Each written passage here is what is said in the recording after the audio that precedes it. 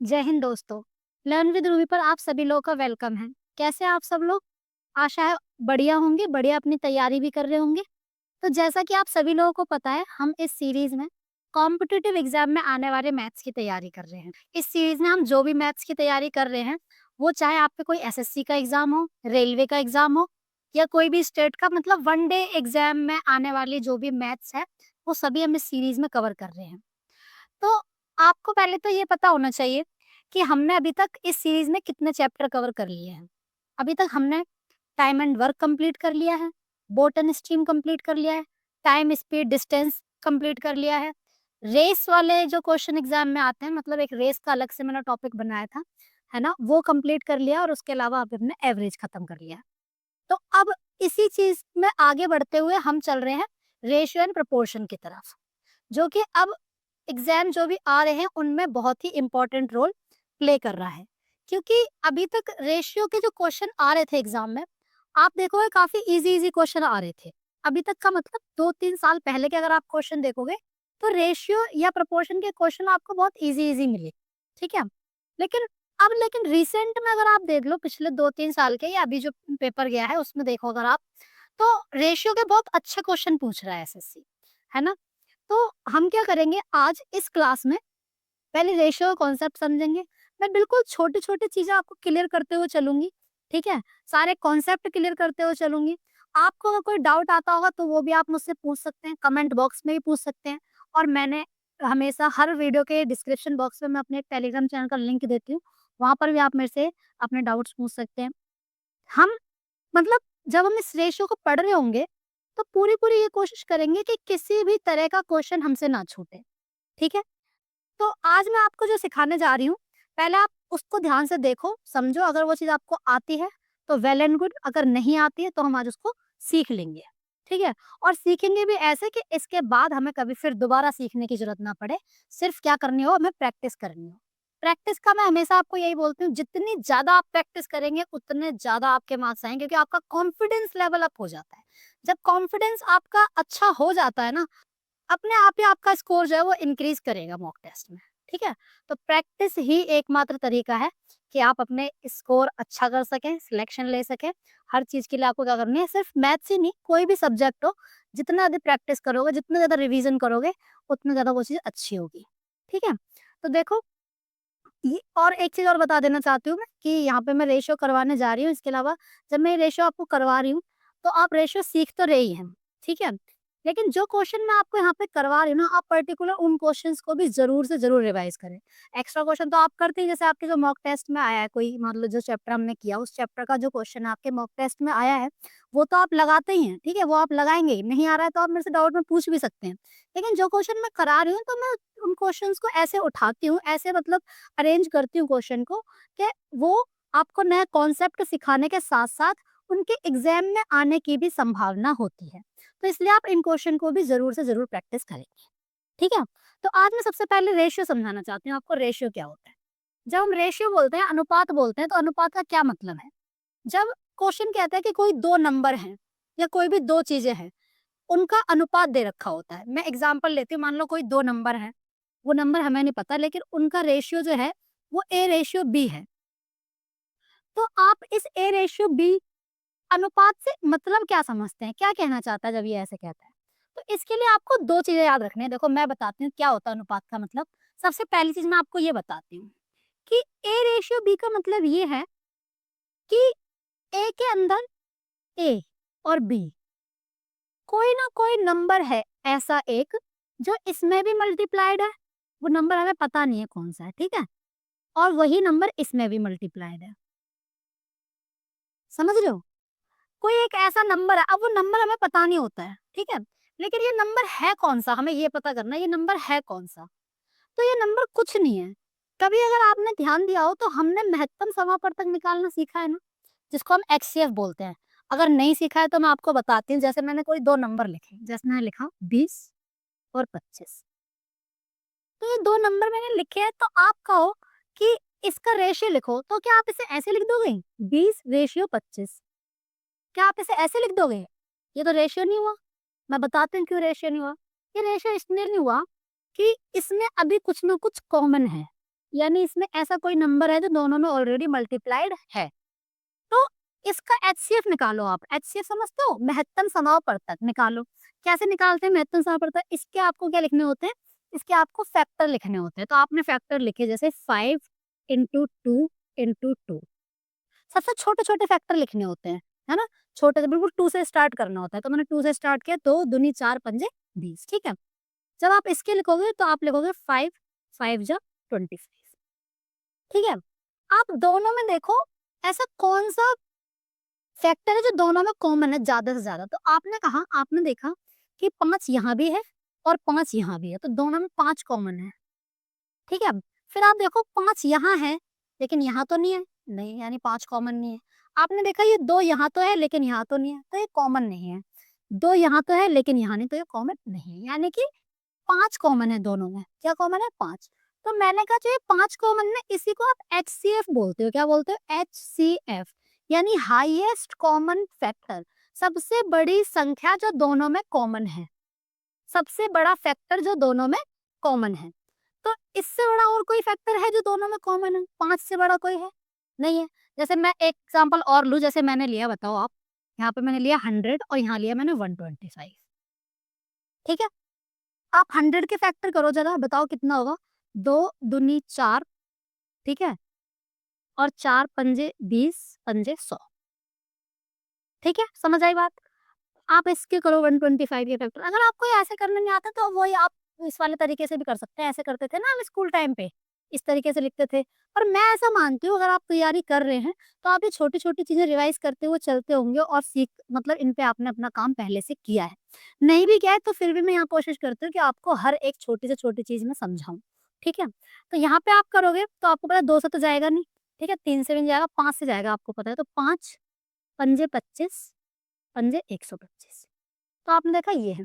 तो हमें highest common factor यानी सबसे बड़ा कॉमन फैक्टर दोनों में है।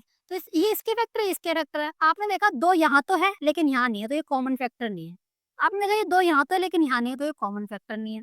आपने देखा ये 5 यहाँ पे है, एक 5 यहाँ पे है, तो 5 तो कॉमन फैक्टर हो गया, ठीक है? फिर आपने देखा एक 5 यहाँ पर और एक 5 यहाँ पे है, तो आपने देखा हाँ, एक 5 और कॉमन फैक्टर है। अब एक 5 यहाँ तो है लेकिन यहाँ नहीं है, तो हाईएस्ट कॉमन फैक्टर क्या है? अब आप कहोगे 25 है। आपको बस ये समझ में आया हाईएस्ट कॉमन फैक्टर क्या है? ये समझ में आया? तो अगर आपको ये समझ में आ गया कि हाईएस्ट कॉमन फैक्टर क्या है, तो बस आप ये समझ लो कि अगर संख्याओं में से उनका हाईएस्ट कॉमन फैक्टर जब निकाल दिया जाता है या हाईएस्ट कॉमन फैक्टर से डिवाइड कर दिया जाता है संख्याओं को, तब जो बचता है ना वो अनुपात होता है, यानी वो रेशियो होता है, ठीक है? तो अगर इसका हाईएस्ट कॉमन फैक्टर 5 है, तो अब अगर इन दोनों का अनुपात पूछूं तो आप इससे डिवाइड कर देंगे दोनों को। तो आपने डिवाइड कर दिया, 5 चौके 20, 5 पंजे 25, तो आपने कहा ये है रेशियो। इन दोनों संख्याओं का रेशियो क्या है? 4:5 है। कैसे है? जब मैंने इसके इन दोनों के एचसीएफ से इन संख्याओं को क्या कर दिया? डिवाइड कर दिया। तो ये इन दोनों संख्याओं का क्या है? अनुपात है। समझ आई? वैसे मैंने कहा इन दोनों संख्याओं का अनुपात क्या है? तो आपने कहा उठा के इससे डिवाइड कर दो। जब डिवाइड किया तो 25 चौके 100 और 25 पंजे 125, तो आपने कहा इन दोनों संख्याओं का रेशियो क्या है? 4:5। तो अब आपने एक चीज नोटिस करी कि इन संख्याओं का रेशियो भी 4:5 है, इन संख्याओं का रेशियो भी 4:5 है। यानी कि अगर आपसे ये कह दिया जाए कि कोई 2 संख्याएं हैं, उनका रेशियो 4:5 है, तो आप ये नहीं कह सकते वो संख्याएं ये ही होंगी या फिर यही होंगी। वो संख्याएं बहुत सारी हो सकती हैं। यानी जितना भी आप 4:5 में कोई एक कॉमन नंबर मल्टीप्लाई करते जाओगे, वो संख्याएं कितनी भी हो सकती हैं। समझ रहे हो? कहने का मतलब अगर दोनों में 2 मल्टीप्लाई कर दूँ, तो हो सकता है वो एक संख्या 8 हो और दूसरी संख्या 10 हो। समझ रहे हो? अगर दोनों में 3 मल्टीप्लाई कर दूँ, दोनों में 3 मल्टीप्लाई कर दूँ, तो हो सकता है पहली संख्या 12 और तीसरी संख्या 15 हो। समझ रहे हो? तो जब वो कहता है कि 2 संख्याओं का अनुपात 4:5 है, मतलब ये है कि जब आपको अनुपात दिया है, 4:5 दे दिया है, तो आप तब तक ये नहीं बता सकते कि वो संख्याएँ कौन-सी, जब तक कि उन संख्याओं के बारे में पर्टिकुलर और कोई इन्फॉर्मेशन ना दी हो। लेकिन अगर आपको संख्याएँ दी हुई हैं, जैसे मैंने यहाँ पे 20 और 25 दिया था, तो आप उनका अनुपात तो बता सकते हैं। कैसे? उनका हाईएस्ट कॉमन फैक्टर वहाँ से निकाल दो, यानी वहाँ से हटा दो। इतनी बात समझ में आई अनुपात क्या होता है? तो मैं ये कह सकती हूँ कि अनुपात का मतलब ये होता है, A रेशियो B का मतलब ये होता है कि अब इस A और B में कुछ और कॉमन नहीं है। ए और बी, यानी ऐसा कोई भी नंबर नहीं है जो ए और बी दोनों को डिवाइड कर दे, क्योंकि हाईएस्ट कॉमन फैक्टर ही इनको डिवाइड करता है और हाईएस्ट कॉमन फैक्टर से डिवाइड होके ही आए हैं। तो अब ऐसा और कोई नंबर है ही नहीं जो इनको डिवाइड कर दे। तो ए रेशियो बी का मतलब समझ में आया। एक चीज समझ में आई ए रेशियो बी के बारे में, कि अब ऐसा कोई भी नंबर नहीं है, ऐसा कोई भी नंबर नहीं है जो इन दोनों को डिवाइड कर दे। तो रेशियो ऐसे हो सकता है, जैसे मैंने कहा 3:2, तो ये अनुपात है, ठीक है। लेकिन अगर मैंने बोला कि 3:9, तो आप बोलोगे अभी ये रेशियो ठीक नहीं है। आप देख रहे हो ये दोनों नंबर जो है वो 3 से डिवाइड हो जाएंगे। तो आपने कहा इसका हाईएस्ट कॉमन फैक्टर निकाल दो, 3 एकम 3 और 3 तिया 9, तो ये है अनुपात। समझ में आ गया अनुपात का मतलब? तो ये तो हो गई एक बात अनुपात के बारे में। अब एक दूसरी बात और सुनो।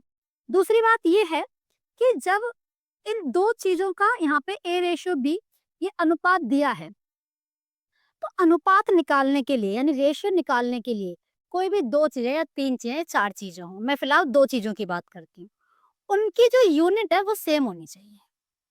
क्या कहा मैंने? दोबारा समझते हैं क्या कहा, ध्यान से देखना। मैंने कहा कि उनकी यूनिट सेम होनी चाहिए। कि अगर मैंने लिखा है ए रेशियो बी, ठीक है, तो मैं कहूँ कि मान लो कोई दो चीजें, जैसे मैंने बोला कि 20 किलोग्राम चावल है, 20 किलोग्राम चावल का 20 किलोग्राम चावल का अनुपात निकालो। किससे? 1000 ग्राम से, 1000 ग्राम से, ठीक है। तो आपको कहना होगा क्या, कि या तो आप दोनों को किलोग्राम करो या फिर दोनों को ग्राम करो, तब अनुपात निकलेगा।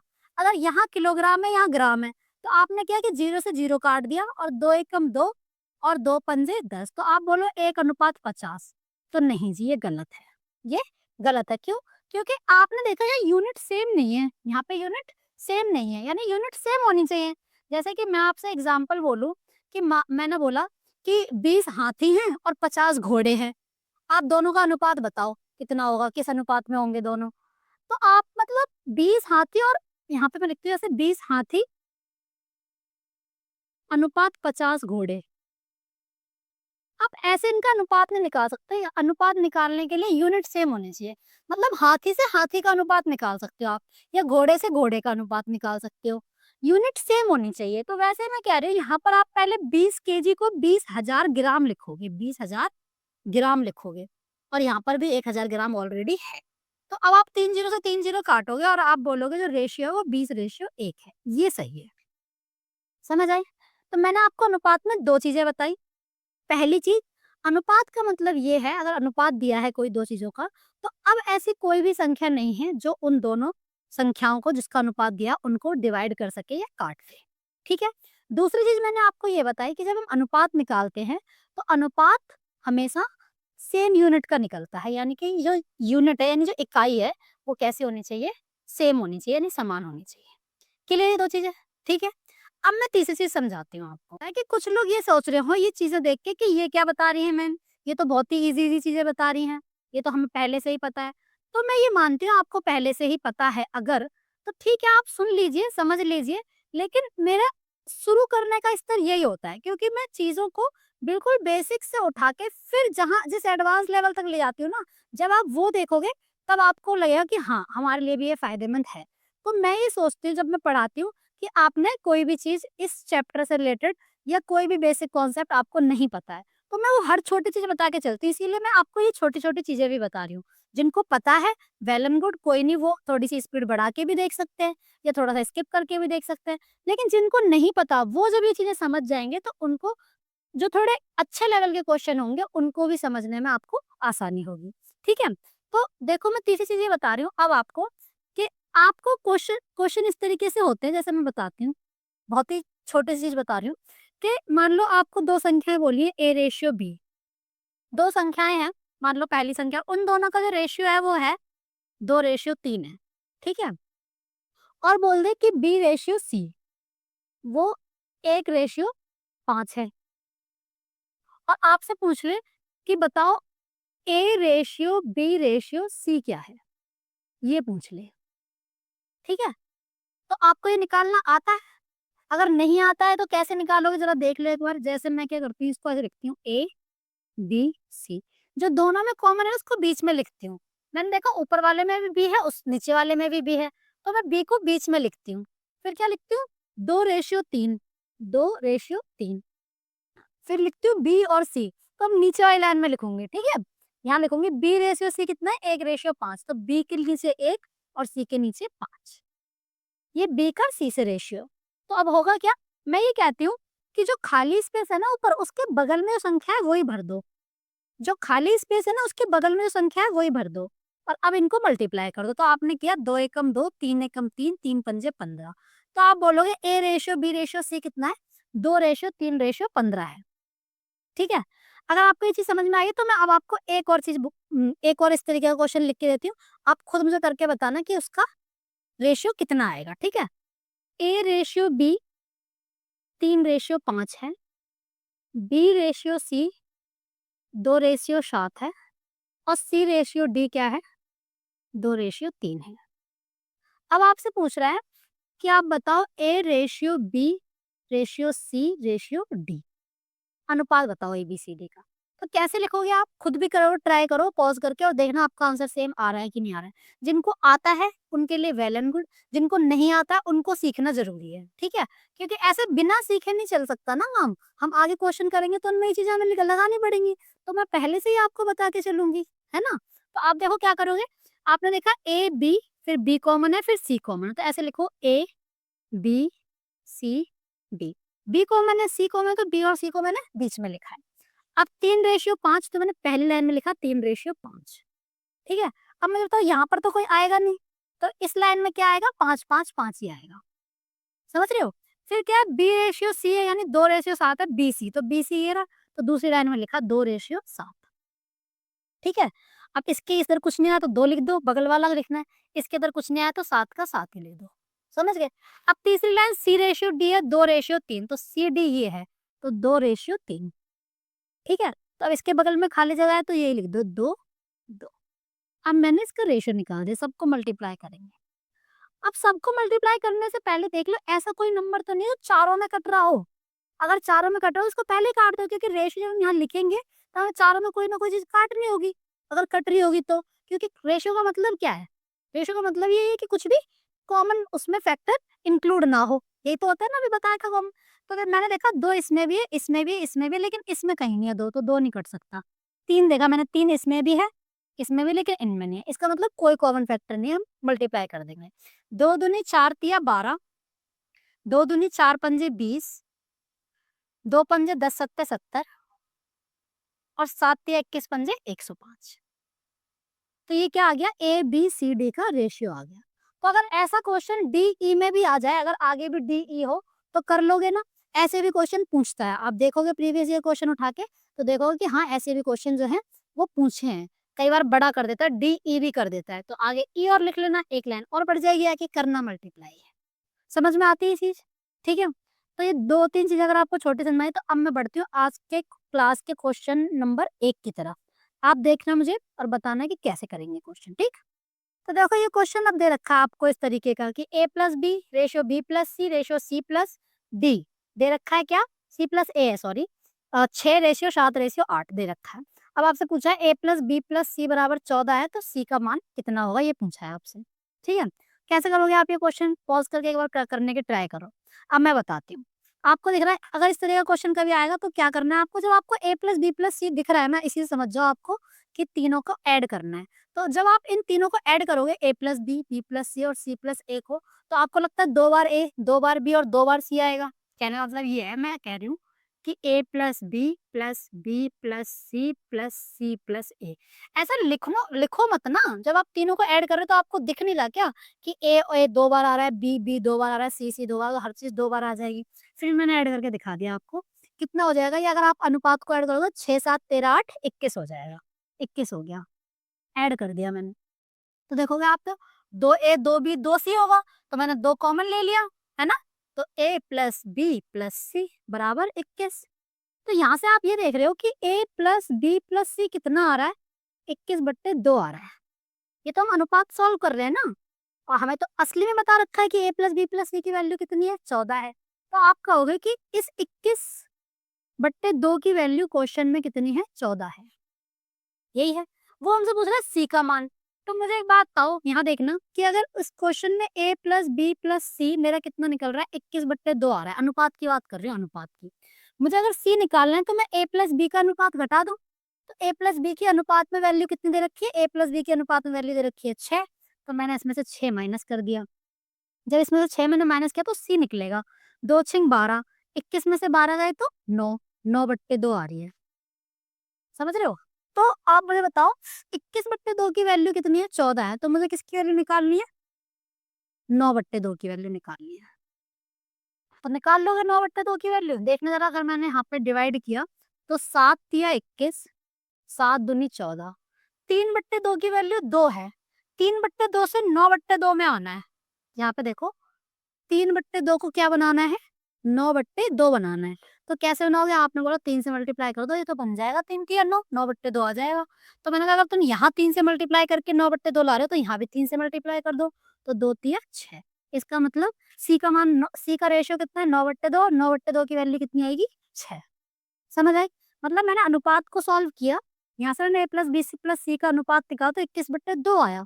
लेकिन क्वेश्चन ने कहा 21/2 की वैल्यू 14 है, तो मैंने रख दी 21/2 की वैल्यू 14 है। मैंने कहा अनुपात के अकॉर्डिंग सी की वैल्यू क्या है, तो अनुपात के अकॉर्डिंग अगर तीनों की वैल्यू 21/2 है तो मैंने उसमें से a प्लस बी का जो अनुपात दिया था यानी 6 वो माइनस कर दिया तो सी आ गया। तो सी कितना आया, 9/2 आया। मैंने कहा अगर 21/2 की वैल्यू 14 है तो 9/2 की वैल्यू बता दो कितनी होगी, 6 होगी। क्लियर है? समझ आई चीज? अगर आपको ये चीज समझ में आई है ना, तो ये चीजें हमें इम्प्लीमेंट करनी है आगे चल के क्वेश्चन में, बड़े बड़े क्वेश्चन सॉल्व करने हैं। ठीक है? तो अब एक और इसी तरह का एक बेहतरीन सा क्वेश्चन देखो, है ना, करने की ट्राई करना। देखो अब क्या कह रहा है क्वेश्चन, कि तीन संख्या 5:7:12 के अनुपात में है। ठीक है, देखो अनुपात दिया है। अब देखो कोई भी ऐसा नंबर है जो तीनों में कॉमन हो, यानी ऐसी कोई संख्या है जो तीनों को डिवाइड कर दे, नहीं है ना। तो अनुपात हमेशा कैसे होता है, जब उन तीनों में कुछ भी कॉमन ना हो। ये नोटिस कर रहे हो, नहीं कर रहे हो? तो ये अनुपात में है तीन संख्याएं। यदि उनमें से पहली तथा तीसरी संख्याओं का योग दूसरी संख्या से 50 अधिक है, पहली और तीसरी संख्या का योग दूसरी से 50 अधिक हो, तो तीनों संख्याओं का योग कितना होगा। तो मैं ये क्वेश्चन आपको इसलिए नहीं करा रही क्योंकि मुझे ये क्वेश्चन आपको सिखाना है। देखो हो सकता है काफी सारे बच्चों को ये क्वेश्चन ऑलरेडी आता होगा, ठीक है। तो जो आता होगा उस तरीके से भी करेंगे, फिर जो मैं बताना चाहती हूँ वो भी जरा देखना मैं क्या बताना चाहती हूँ। ये है क्वेश्चन कि 5:7:12, ठीक है। और हमें एक बार देखना ऑप्शन दे रखे 125, 120, 95, 85। पहले तो आप करो जैसे करते हो। इसने बोला है कि इन दोनों का जो योग है पहली और तीसरी का कितना है, 17। वो जो है वो दूसरी संख्या से 50 अधिक है, यानी दूसरी में से 50 जोड़ो तब इन दोनों का योग आएगा, यही तो कह रहा है। तो यानी कि 17 में से देखो ये जो वैल्यू होती है ना, ये वाली ये जुड़ती नहीं है क्योंकि ये ना अनुपात है, हमें पता नहीं ना असली वैल्यू थोड़ी है जो इसमें जुड़ जाएगी। असली वैल्यू ये है, ये कह रहा है 50 अधिक है। तो अगर आप एक्स से करना है, एक्स से कर लो कि देखो मान लो ये 12x है, हमें ये नहीं पता ना इसमें कौन सा नंबर वो मल्टीप्लाई हो रखा है, तो हमने एक्स मान लिया, ठीक है। तो आप देखोगे 12 5 17x, और इससे कितने अधिक है, 50 अधिक है। तो आपने देखा 17 में से 7 जा रहे हैं तो 10x आ रहा है, तो x की वैल्यू कितनी आ रही है, 5 आ रही है। निकाल लो यहाँ से x की वैल्यू 5 आ रही है। तो अगर x की वैल्यू 5 है तो उसने पूछा तो तीनों संख्याओं का योग बता दो। तो तीनों संख्याओं का योग आप देखोगे 12 और 5 17, 17 और 7 24। तो 24 से गुणा कर दोगे, तीनों संख्याओं का योग 24x है ना भाई, 24x। तो 24 पंजे 120 कर दोगे, आप क्या कर दोगे, 24 पंजे 120। तो ये तो हो गई कि कोई बड़ी बात नहीं, आप ऐसे कर लोगे। लेकिन अब मुझे एक बात था ना, क्या आपको ये करना था? मैं कह रही हूँ ये नहीं करना था। मैं कह रही हूँ आपसे कि जो संख्याएं है वो 12 7 5 के अनुपात में है, और हमसे पूछ रहा है तीनों का योग। तो आपको पता है जो भी योग आएगा वो 24x यानी 24 में कुछ ना कुछ मल्टीप्लाई करके आएगा। हम्म। और ऑप्शन देख लो जरा क्या है। ऑप्शन है 125, 120, 95, 85। तो आप ये देखो कि देखो 24 का कोई मल्टीपल है ही नहीं सिवाय 120 के। 24 का ना तो 125 आ रहा है 24 के टेबल में, ना तो 95 आ रहा, ना 85 आ रहा। मतलब 24 में ऐसी कोई भी संख्या यहाँ पे गुणा करो जिससे कि आपका 125, 95, 85 तो आने से रहा। तो 24 का एक ही मल्टीपल है, यानी यहाँ पे कुछ ना कुछ मल्टीप्लाई, कुछ भी मल्टीप्लाई किया हमें कुछ लेना देना नहीं है। लेकिन एक ही ऑप्शन ऐसा है जो 24 के टेबल में आ रहा है, 24 पंजे 120। तो सीधे 120 टिक करना था, सॉल्व नहीं करना था, ये कहना चाहती हूँ। ठीक है, ऐसे ही कई क्वेश्चन मैं आपको दिखाऊंगी ताकि आपकी हैबिट बने कि जब क्वेश्चन ऑप्शन से ना हो। मैं खासकर ये इसमें ऑप्शन पे इसलिए जोर दे रही हूँ कि रेशियो के बहुत सारे क्वेश्चन जो हैं वो आप ऑप्शन से बहुत जल्दी पिक कर लोगे, ठीक है। तो अभी मैं आपको ऐसे 4-5 क्वेश्चन बताऊंगी जिसमें कि आप देखो कि हाँ सही कह रहे हो, ऑप्शन से जल्दी होंगे, ठीक है। तो देखो एक और क्वेश्चन, कि दो संख्याएं 7:5 के अनुपात में है, उनमें से प्रत्येक को 40 कम करने पर अनुपात 27:17 हो जाता है। तो बताओ दोनों संख्याओं के बीच का अंतर कितना है? तो देखो बात ये है कि आप इस क्वेश्चन को सॉल्व करो, पहले तो मैं सॉल्व कर देती हूँ देखो, कि जो संख्या है वो 2 अनुपात क्या है 2 अनुपात सॉरी 7:5 है। जो संख्या है वो 7:5 में है। फिर आगे जो भी कह रहा है उसको छोड़ो, ये देखो पूछ क्या रहा है, वो पूछ रहा है दोनों संख्याओं का अंतर कितना है। तो बताओ अगर ये संख्या 7x होगी, ये संख्या 5x होगी, तो दोनों का अंतर 2x होगा या नहीं होगा? यानी जो भी संख्या होगी वो 2 का मल्टीपल होगी, है ना? जो यानी संख्या मतलब इनका जो भी अंतर होगा वो 2 का मल्टीपल होगा कि नहीं होगा? हाँ, होगा। तो आप देखो ऑप्शन देख रहे हो, पहला ऑप्शन 75 है, 75 2 का मल्टीपल है? नहीं है, काट दिया। दूसरा ऑप्शन क्या है 40 है, 40 तो 2 का मल्टीपल है, हाँ, ये आंसर हो सकता है। फिर आपने देखा 25 2 का मल्टीपल नहीं, हटा दिया। फिर आपने देखा 50, यानी इन दोनों में से कोई एक उत्तर होगा। यानी कि या तो दूसरा या फिर चौथा, कहना मतलब या तो बी होगा या फिर डी होगा। यही तो मतलब है। इन दोनों में से एक होगा। फिर आप बोलोगे फिर तो फँस गए हम, अब क्या फ़ायदा है ऐसे ऑप्शन से करने का? इस जगह तो हम नॉर्मली बेसिक से ही कर लेते। लेकिन नहीं, मैं ये कह रही हूँ कि मान लो अगर आपने मान लिया कि अंतर आपने ये उठाया पहले कि 40 है अंतर, और आपने अंतर 40 उठाया यानी 40 आपने 2x की वैल्यू उठाई, तो आपको पता है x 20 हो गया कि नहीं हो गया? x 20 हो गया। तो अगर x 20 हो गया तो वो संख्याएँ क्या हो गई ज़रा बताना मुझे? 20 सत्ते 140 और 20 पंजे 100, यही हुई ना? तो आप नहीं कहते ये संख्या 140 और 100 हो गई। तो क्वेश्चन है बोलता है कि दोनों में से 40 कम कर दें, प्रत्येक में से 40 कम कर दें। तो मैंने प्रत्येक में से 40 कम किया तो आपने देखा ये हो जाएगी 100 और ये हो जाएगी 60। हो जाएगी नहीं हो जाएगी? तो अगर प्रत्येक में से ये कम कर दें, तो ये जो संख्या है वो इनका अनुपात क्या होना चाहिए? इनका अनुपात 27:17 होना चाहिए। तो आपको लग रहा है ये संख्याओं का अनुपात 27:17 है, इसको आप काटोगे तो 20 पंजे 100 और 20 तिया 60 आएगा, 27:17 तो नहीं आएगा। तो आपने देखा ये तो नहीं आंसर, फिर यही होगा। अब करने की ज़रूरत नहीं है आगे, क्योंकि बाकी 2 तो पहले ही कैंसल हो गए क्योंकि वो तो 2 का मल्टीपल ही नहीं है। 2 का मल्टीपल केवल यही 2 थे। एक में मैंने ये ट्राई कर लिया। आपको लग रहा होगा कि इसमें और ज़्यादा टाइम लग गया वैसे सॉल्व हो जाएगा, लेकिन आप बेसिक से करोगे तो आप देखोगे उसमें कैलकुलेशन भी करनी पड़ेगी ज़्यादा। और ये तरीका अगर आपने एक बार अपना लिया, 2 तो आपने देखते ही कैंसल कर दिए और तीसरा आपने सॉल्व किया तो हुआ नहीं, यानी चौथा ही आंसर होगा। अब चौथा भी ज़रा देख लेते हैं क्या है। तो मैंने कहा अगर आपने ये मान लिया कि 2x है, यानी ये है अंतर, तो संख्याओं का अंतर है, यही है ना 2x, 2x के लिए है। तो आपने देखा यहाँ से x कितना आ गया, यहाँ से आपने देखा x 25 आ रहा है, 25 आ रहा है। इसका मतलब एक संख्या क्या होगी? एक संख्या होगी 7/5 में ना, 25 सत्ते 175 और एक क्या होगी 25 पंजे 125, यही होगी ना, है ना? तो आपने जब इसको